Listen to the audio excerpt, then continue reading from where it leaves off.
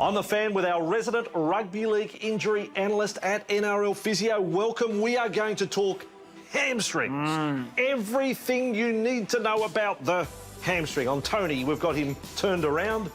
Talk to me. What is the hamstring?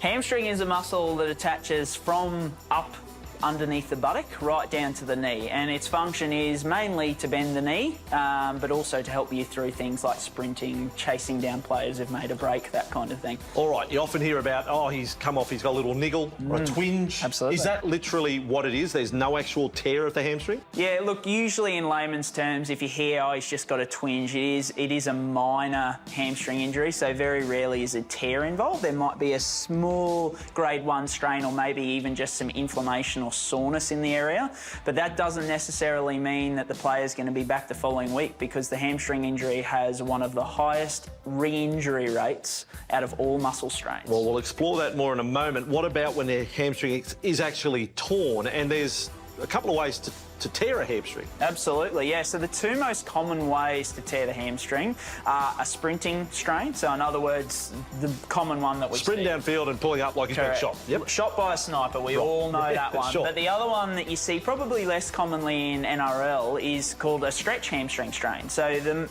most times when we see this is when a player's stuck in a tackle, gets lifted by the leg, right. One leg is still planted, and they get an excessive stretch put on their hamstring as they lean forward.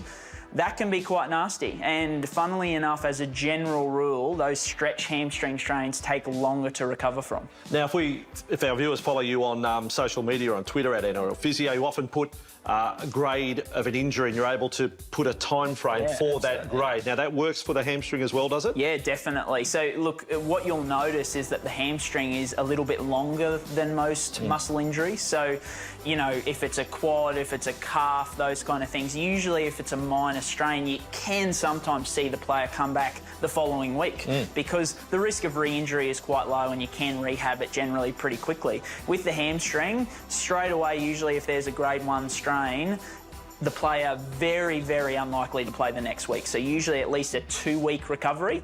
That is because of that high re-injury rate, and it is a tough one to make sure that you rehab it right back to where you need to be so that the risk is down for re-injury. But for the athlete, so they feel like they're right at training, but Absolutely. Then we often say then they're put into the real match situation, and that's where the recurrence of the injury can often happen. How do we possibly avoid that? You feel like you're right, you're cleared by the doctor, yet the hamstring goes again. Absolutely, and what we're discovering as we research more and more is the role that fatigue plays in hamstring injuries. So this is the thing that we do struggle to replicate a lot of the time, is that fatigue that you get in a game situation.